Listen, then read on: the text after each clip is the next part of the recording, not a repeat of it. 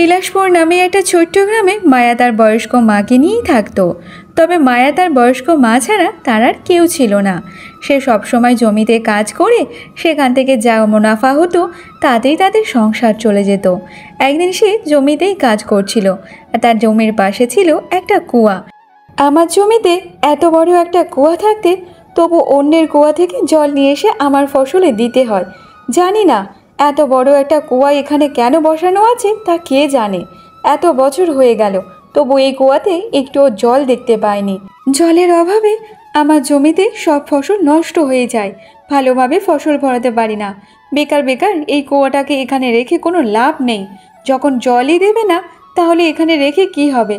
তার চেয়ে বরং এই কুয়াটাকে আজকে মাটি দিয়েই আমি বুঝিয়ে দেব। এইসব বলে মায়া সে মাটি নিয়ে কুয়ার ভিতরে ফেলতে থাকে যাতে কুয়াটা বুঝে যায়। তখন কুয়া থেকে একটা আওয়াজ আসে, আরে না না মেয়ে, তুমি এই কুয়াটা বন্ধ করো না, আমার যে খুব কষ্ট হচ্ছে। তোমার আমি হাত জোড় করে বলছি, তুমি এই কুয়াটা বন্ধ করো না। এমন আওয়াজ শুনে মায়া অনেক চমকে যায়। তারপর সে কুয়ার মধ্যে দেখতে থাকে, কিন্তু সেখানে কুয়ার মধ্যে কেউ ছিল না।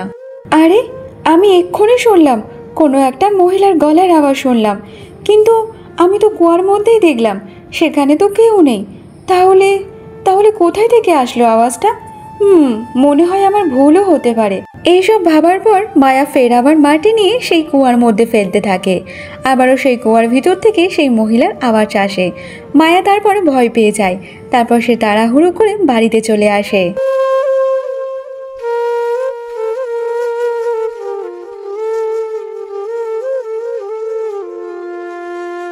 আরে মায়া, তুই আজ এত তাড়াতাড়ি বাড়িতে চলে আসলি যে মা? তোর কি শরীর টরীর খারাপ নাকি রে মা? জানো মা, আজকের আমাদের জমির ওপর যে কুয়াটা ছিল সেই কুয়াটা এমনি পড়েছিল। আমি ভাবলাম যে এই কুয়াটাতে যখন জলই নেই তাহলে এমনি এমনি কেন পড়ে থাকবে, তাই কুয়াটা আমি মাটি দিয়ে বন্ধ করে দেব। কিন্তু যখন আমি মাটি দিয়ে বন্ধ করতে যাই তখন একটা মহিলার গলার আওয়াজ শুনতে পাই। কোনো মেয়ের আওয়াজ? তা মা বল না, কি আওয়াজ শুনতে পেয়েছিস? সে কি বলল? জানো মা, ওই কুয়া থেকে একটাই আওয়াজ শুধু ভেসে আসছিল যে কুয়াটা তুমি বন্ধ করো না দয়া করে, আমার খুব কষ্ট হচ্ছে, কুয়াটা বন্ধ করো না। এই আওয়াজটা বারবার বলছিল। আরে মা, এইসব তুই কি বলছিস বল তো? মনে হয় তোর মনের ভুল হয়েছে। কুয়া থেকে কেন এমন আওয়াজ আসবে বল তো দেখি। মা, আমি সত্যি বলছি, আমি নিজের কানে কথাগুলো শুনেছি। আমি যতবার ওই কুয়াতে মাটি ফেলতে গিয়েছি ততবার এই কথাটা ভেসে এসছে। দেখ মা, ওই কুয়াটা অনেক পুরানা কুয়া রে মা, তবে তোর বাপ ঠাকুরদার আমলের এই কুয়াটা। কি বলছো মা, এত পুরানা কুয়া তাহলে? হ্যাঁ রে মা, আমি তো তোর বাবার কাছ থেকে শুনেছিলাম। কিন্তু মা, এত পুরানা কুয়া রেখে কি লাভটা বলো তো? যখন ওই কুয়া আমাদের কোনো জল টল দিয়ে সাহায্যই হবে না, তাহলে বেকার বেকার ওই কুয়াটা ওরকমভাবে কেন রাখবো বলো? কালকের আমি জমিতে গিয়ে আবার ওই কুয়াতে মাটি দিয়ে বোঝাতে থাকবো। দেখ মা, যা করবি ভেবে চিন্তে করবি। আর তুই একা একটা মেয়ে, ওই সব ঝামেলায় যাস না তো মা, ছেড়ে দে মা, ছেড়ে দে।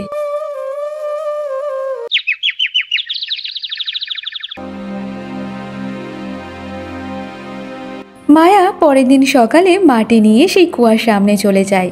সে সেই মাটিগুলো কুয়ার মধ্যে ঢালতে যাবে তখন সেই আওয়াজটা আবার আসে। না না, এই কুয়াতে মাটি দিয়ে আটকে দিও না, আমার যে অনেক কষ্ট হবে। এই কুয়াটা মাটি দিয়ে আটকে দিও না, দিও না মাটি দিয়ে আটকে। আবারও সেই একই রকম আওয়াজ শুনে মায়া অনেক ভয় পেয়ে যায়। তাই সে মনে মনে এটাই ভেবে নিয়েছে যে সেটা তার ভ্রম না, এটা সে সত্যি সত্যি শুনেছে। সে মনে মনে ভাবতে থাকে এই পুরনো কুয়ার মধ্যে কোনো না কোনো রহস্য আছে। তাই সে অনেকটা ভয় পেয়ে যায়। সে কাজকর্ম ছেড়ে সে বাড়িতে যাওয়ার জন্য রওনা দিয়ে দেয়। কিন্তু সে যেতে যেতে একটা সাধু বাবার সাথে তার দেখা হয়ে যায়। প্রণাম বাবা।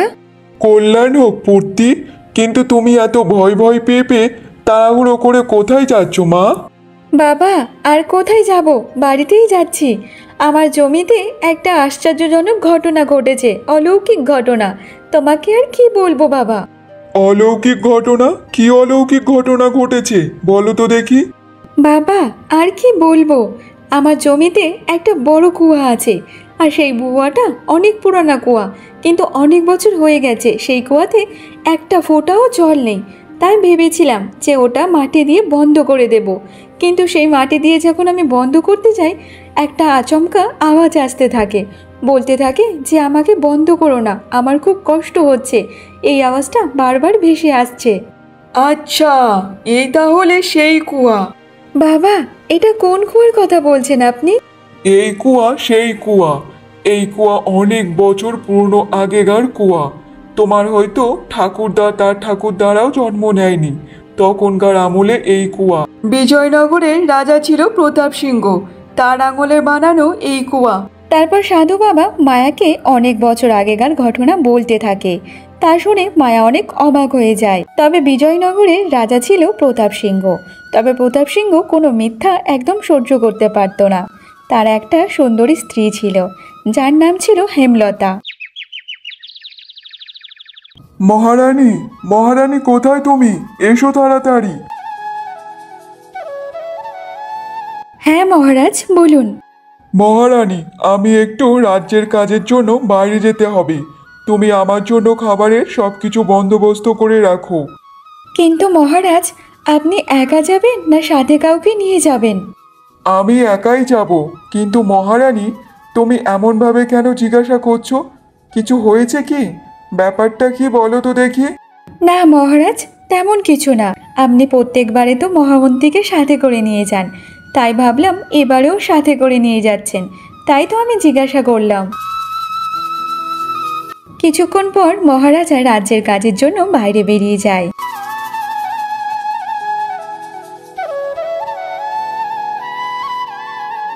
রাজমাতা সুভলা সে মহারানীকে একদম পছন্দ করতো না।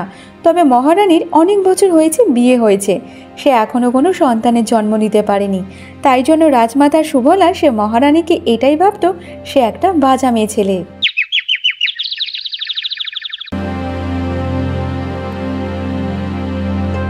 রাজমাতা, আমি আপনার জন্য খাবার নিয়ে এসেছি, আপনি গ্রহণ করে নিন। তুই আমার জন্য কেন খাবার নিয়ে এসেছিস বল? আমি তোর হাতের কোনো কিছু খেতে চাই না। তোকে তো আমার একদম সহ্য হয় না, বাজা মেয়ে ছেলে একটা। এত বছর বিবাহ হয়ে যাওয়ার পরও আমার একটা কোনো বংশধর দিতে পারিনি, আর তোর মতো মেয়েকে আমি এই রাজপ্রাসাদে রেখেছি। এটাই আমার দুর্ভাগ্য। আমার ছেলেকে আমি বলেছিলাম যে অন্য কোনো মেয়েকে বিবাহ করার জন্য, কিন্তু না, ও তোর রূপের মোহতে পাগল ছিল, তাই জন্য ও তোকে বিবাহ করেছে। কিন্তু তুই দেখে নিস, আমি আমার ছেলেকে আবার অন্য জায়গায় বিবাহ দেব, আর আবার আমার ঘরে বংশধর আসবে, দেখে নিস তুই। রাজমাতা সুভলার কথা শুনে মহারানীর অনেক কষ্ট লাগে। সে কোনো কিছু কথা না বলে ওখান থেকে চলে যায়।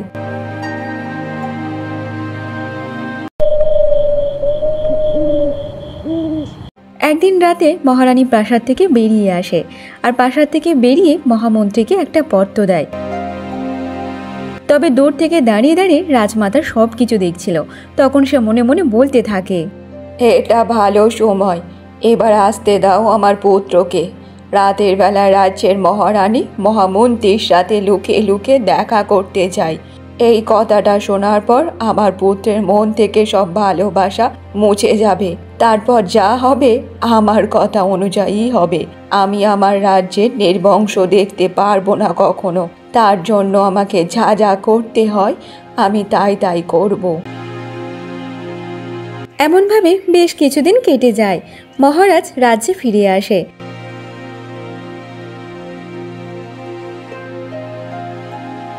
দেখ বাবা প্রতাপ, আমি তোকে আগে কতবার করে বলেছি আমার পছন্দের মেয়েকে বিয়ে কর, আমার পছন্দের মেয়েকে বিয়ে কর, কিন্তু তুই তখন আমার একটাও কথা শুনিসনি। সেই দেখে দেখে একটা সুন্দরী মেয়েকে তুই বিয়ে করলি। এইবার তুই বুঝবি, তোর সুন্দরী বউ প্রত্যেক দিন রাতে ওই মহামন্ত্রীর সাথে লুকিয়ে লুকিয়ে দেখা করতে যায়। ওদের মধ্যে প্রেমের সম্পর্ক আছে, বুঝেছিস? মা, তুমি এইসব কি বলছো? একবার ভেবেচিন্তে কথা বলছো তো মা? হ্যাঁ হ্যাঁ পুত্র, আমি যেটা বলছি একদম সেটা সত্যি বলছি। তোমার মহারানী লুকিয়ে লুকিয়ে মহামন্ত্রীর সাথে দেখা করতে যায়, সেটা আমি নিজের চোখে দেখেছি। আমি তো সেদিন দাঁড়িয়ে দাঁড়িয়ে দেখছিলাম, সেই মহামন্ত্রীকে একটা পত্রও দিয়েছে। এটা অসম্ভব।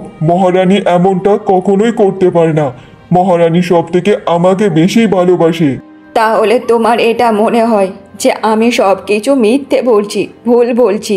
ঠিক আছে, আমার কথা বিশ্বাস করতে হবে না। ডাকো তোমার মহারানীকে আর ওকে জিজ্ঞাসা করো এই সব কথা। দেখো ও কি বলে। তবে ডেকে দেখো সে এখন কোথায় আছে, মহামন্ত্রীর সাথে আছে নাকি অন্য কোথাও আছে। রাজমাতার এমন কথা শুনে মহারাজ প্রতাপ সিংহ অনেক রেগে যায়। তারপর সে মহারানী হেমলতাকে ডেকে পাঠায়, কিন্তু মহারানী হেমলতা সে রাজপ্রাসাদে কোথাও ছিল না। তারপর একটা দাসী এসে বলতে থাকে যে মহারানী মহামন্ত্রীর সাথে মন্দিরে গিয়েছে। এই কথা শোনার পর রাজা প্রতাপ সিংহ আরো অনেক বেশি রেগে যায়। সে তার মায়ের কথাই বিশ্বাস করতে থাকে। এমনভাবে বেশ কিছুক্ষণ কেটে যায়। তারপর মহারানী হেমলতা সে রাজপ্রাসাদে ফিরে আসে। আচ্ছা, তুমি রাজপ্রাসাদে ফিরে এসেছো। তা কোথায় গিয়েছিলে মহারানী? আরে মহারাজ, আপনি কখন আসলেন? যখন তুমি মহামন্ত্রীর সাথে প্রেম বন্ধনে ব্যস্ত ছিলে, আমি সেই সময় রাজপ্রাসাদে এসেছি। এইসব আপনি কি বলছেন মহারাজ? আমি মহামন্ত্রীর সাথে? ছি ছি, এমন কথা শোনাও ভাব। আপনি ভুল ভাবছেন আমাকে। আমি মন্দিরে গিয়েছিলাম। দেখো মহারানী, আমি সব কিছু জেনে গেছি। যখন আমি রাজপ্রাসাদে ছিলাম না, তখন তুমি মহামন্ত্রীর সাথে রাতে লুকিয়ে লুকিয়ে দেখা করতে যেতে। এটা সত্যি, হ্যাঁ কি না বলো? ওই পত্রের ব্যাপারে জিজ্ঞাসা করো পূর্ত প্রতাপ। যেই রাতের বেলা মহামন্ত্রীকে যে পত্র মহারানী দিয়েছিল। হ্যাঁ মহারানী, বলো, ওই পত্র তুমি মহামন্ত্রীকে কেন পাঠিয়েছিলে? কি এমন লেখা ছিল যে রাতের বেলায় লুকিয়ে লুকিয়ে মহামন্ত্রীকে ওই পত্র পাঠাচ্ছ? বলো, তাহলে কি তুমি ওই ভালোবাসার কথা লিখে পাঠিয়েছো মহামন্ত্রীকে ওই পত্রের সাহায্যে? না মহারাজ, আপনি ভুল ভাবছেন। আপনি আমার চরিত্রে দাগ লাগাচ্ছেন। আমার আর মহামন্ত্রীর মধ্যে কোনো সম্পর্ক নেই। তাহলে মহারানী ওই দিন রাতে লুকিয়ে লুকিয়ে মহামন্ত্রীকে কেন পত্র পাঠিয়েছিলে বলো? আর আজকের আবার মন্দিরে মহামন্ত্রীর সাথে কেন গিয়েছিলে? এইসব মানে কি? এটার তো একটাই অর্থ হয়, মহারানী মহামন্ত্রীর সাথে কোনো সম্পর্কে না সম্পর্কে জড়াচ্ছে। আমি জানি রাজমাতা, আপনি আমাকে একদম পছন্দ করেন না। আপনি সবসময় চান যে আপনার ছেলেকে অন্য একজনের সাথে বিবাহ দেওয়ার জন্য, কারণ আমি কোনো সন্তান দিতে পারিনি, আপনাকে কোনো নাতি সুখ দিতে পারিনি। কিন্তু রাজমাতা, দয়া করে আমার চরিত্রে এমনভাবে দাগ লাগাবেন না। কোনো কিছু না জেনে শুনে এমনভাবে বলবেন না। আমি আবারও বলছি যে মহামন্ত্রীর সাথে আমার কোনো সম্পর্ক নেই। তাহলে ওই পত্রটা কিসের পত্র ছিল যা তুমি মহামন্ত্রীকে দিয়েছিলে? এটা তো সত্যি, তাই না? মহারাজ, এটা সত্যি যে আমি মহামন্ত্রীকে একটা পত্র দিয়েছিলাম, তবে সেটা কোনো প্রেমপত্র ছিল না। সেটা আমার পিতাশ্রীকে পাঠানোর জন্য ওই পত্রটা আমি দিয়েছিলাম। আমরা তোমাকে বিশ্বাস করি না মহারানী। তুমি একটা ব্যভিচারী। তোমাকে রাজ্যে মহামন্ত্রীর সাথে একসাথে ঘুরতে দেখা গেছে। এটা অনেক বড় অপরাধ। তোমাকে মহারানী আর মহামন্ত্রীকে দণ্ড দেওয়া দরকার। যদি তুমি এমনভাবে এদের দুজনকে ছেড়ে দাও, তাহলে রাজ্যের প্রজাদের মধ্যে একটা ভুল বার্তা পৌঁছাবে। সবাই এটা ভাববে ভুল করার পরও এরা কোনো শাস্তি পায়নি। তাহলে সবাই এমনি এমনি ভুল করতে থাকবে, কেউ কখনো শুধরাবে না। রাজ্যের কারোর মধ্যে কোনো ভয় থাকবে না, আর রাজ্যের ব্যবস্থা খারাপ হয়ে যাবে পুত্র। হ্যাঁ মা, এটা আপনি একদম ঠিকই বলেছেন। তবে আমি এদের দুজনকে অবশ্যই দণ্ড দেব। না না মহারাজ, আপনি এটা ভুল করছেন। মহামন্ত্রীর সাথে আমার কোনো সম্পর্ক নেই। আর আমি ওই চিঠিটা আমার পিতামাতাকে পাঠিয়েছিলাম, কারণ আমি একটা দাসীর কাছ থেকে জানতে পেরেছিলাম যে রাজমাতা আমাকে সরানোর জন্য ষড়যন্ত্র করছে। তাই এই সবগুলো চিঠিতে লিখে আমি লুকিয়ে লুকিয়ে মহামন্ত্রীর কাছে দিয়েছিলাম, যাতে আমার পিতামাতার কাছে পৌঁছে দেয়। সেই কারণে আমি চিঠিটা পাঠিয়েছিলাম। এই সবগুলো একদম সত্যি না। তারপর মহারানী হেমলতা মহারাজকে অনেক বোঝাতে থাকে, কিন্তু মহারাজ এতটাই ক্রোধিত ছিল যে সে মহারানীর কোনো কথা শুনতে বাধ্য ছিল না। একদম জীবন্ত জ্বালিয়ে দেয় আর সেই জায়গাটায় একটা কুয়া বানিয়ে দেয়। গুরু মহিষী মায়ের কাছে এই গল্পটা এমনভাবে করতে থাকে। তখন মায়া বলতে থাকে, আচ্ছা গুরুজি, তাহলে আমাদের কুয়া থেকে যে আওয়াজটা আসছিল সেটা তাহলে মহারানীর আওয়াজ। তার মানে ওই কুয়াতে মহারানীর আত্মা আছে। হ্যাঁ রে মা, ওটা হচ্ছে মহারানীর আত্মা। কারণ মহারানীকে ওই জায়গায় জীবন্ত পুড়িয়ে দেওয়া হয়েছে, আর তারপরে ওই কুয়াটা বানানো হয়েছে। তাহলে মহামন্ত্রীর কি হয়েছে? তারপর মহারাজ মহামন্ত্রীকে ফাঁসি দিয়েছে। তারপর রাজমাতা নিজের পছন্দের মেয়ের সাথে মহারাজের সাথে বিবাহ দিয়েছে। তারপর তাদের বংশধর হয়েছে, আর সেই বংশ এখনোই চলে যাচ্ছে। এবার আমি সবটা বুঝতে পারলাম, কিন্তু বাবা এবার তাহলে কি হবে?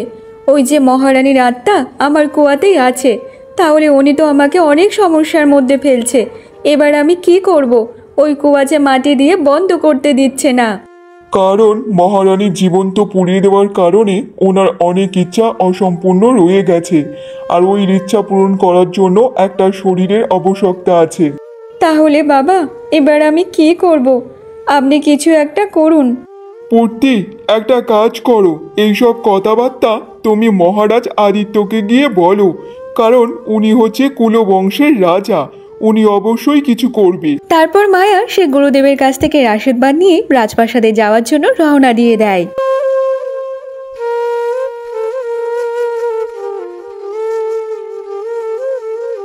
তারপর মায়ার রাজপ্রাসাদে গিয়ে মহারাজ আদিত্যকে সব ঘটনা খুলে বলে।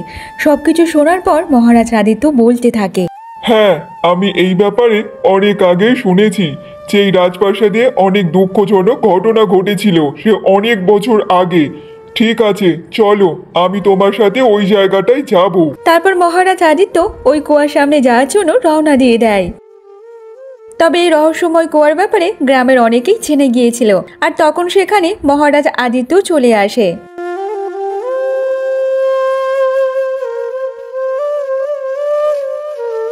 মহারানী হেমলতা, আমি কি আপনার সাথে কথা বলতে পারি? আমি আপনার বংশের মহারাজ, আপনার ইচ্ছা পূর্ণ করা আমার দায়িত্ব।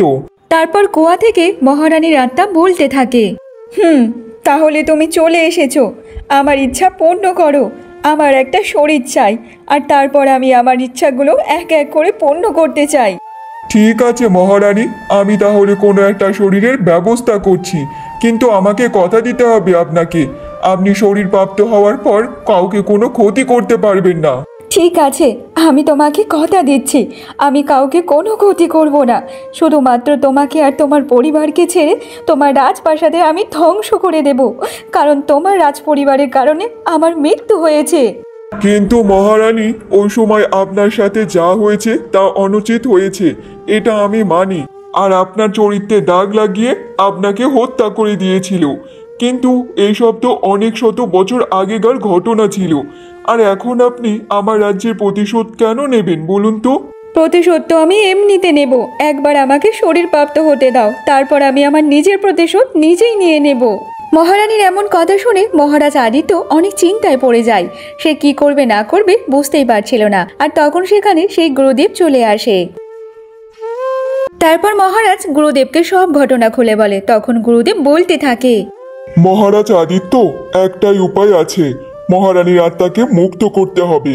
যদি মুক্ত না করা হয়, শুধু আপনার বিপদ নয়, এই গ্রামের সবারই বিপদ ঘনিয়ে আসবে, আর ওই আত্মা তখন ভয়ঙ্কর থেকে আরো ভয়ঙ্কর হয়ে উঠবে। তাহলে গুরুদেব, আপনি কোনো উপায় বের করে দিন, আমি এই মহারানীর আত্মাকে কিভাবে মুক্তি দিতে পারি, যাতে সব বিপদ থেকে রক্ষা পেতে পারি সবাই। মহারাজ আদিত্য, একটাই উপায় আছে, এই আত্মাকে মুক্তি করতে হলে তাহলে মুক্তিযজ্ঞ আপনাকে করতে হবে, কারণ আপনি ওই বংশেরই রাজা, তাই এই যজ্ঞ আপনাকে করতে হবে। এই আত্মা এখন বন্দী আছে, তাহলে কুয়ার মধ্যে গিয়ে আপনাকে মুক্তিযজ্ঞ করতে হবে, তাহলে এই আত্মা মুক্তি পেয়ে যাবে, তাহলে গ্রামবাসীরা সব বিপদ থেকে মুক্তি পাবে, আর কোনো সমস্যা হবে না। তারপর গুরুদেবের কথা মতো মহারাজ আদিত্য কুয়ার ভিতরে গিয়ে অগ্নিমুক্তি যজ্ঞ শুরু করে দেয়, আর এমনভাবে যজ্ঞ করার পর মহারানীর আত্মা মুক্তি পেয়ে যায়। তারপর কুয়ার মধ্যে থেকে বেরিয়ে আসে ধোঁয়া, তা আকাশে উঠে যায়। তারপর মহারানীর আত্মা মুক্তি পেয়ে যায়। মহারাজ, এত বছর পর ওই আত্মা মুক্তি পেয়ে গেছে, এবার আর কোনো কারো ভয় নেই। ওই কুয়া থেকে মহারানীর আত্মা মুক্তি হয়ে যাওয়ার পর থেকে ওই কুয়াতে জলে পরিপূর্ণ হয়ে যায়। তারপর মায়া বাড়িতে গিয়ে তার মাকে সব ঘটনা খুলে বলে। সব ঘটনা শোনার পর তার মা বলতে থাকে, আচ্ছা মা, এবার তাহলে বুঝতে পেরেছি, এত বছর হয়ে যাওয়ার পরও ওই কুয়াতে কখনো এক ফোঁটা জলও দেখতে পাইনি। তাহলে এটাই রহস্যময় কুয়া ছিল, যার ভিতরে মহারানীর আত্মা ছিল। আচ্ছা শোনো মা, আর কোনো ভয়ের কারণ নেই, সব কিছু সমস্যার সমাধান হয়ে গেছে। আর হ্যাঁ, মহারানীর আত্মা মুক্তিও পেয়ে গেছে এত বছর পর, আর আমাদের কুয়া থেকে চলে গেছে। আর আমাদের কুয়াতে এবার জলে পরিপূর্ণ হয়ে গেছে। তারপর মায়া ওই কুয়ার জল নিয়ে তার জমির ফসল চাষ করত। এমনভাবে তাদের মা মেয়ের জীবন ভালোভাবে কাটতে থাকে।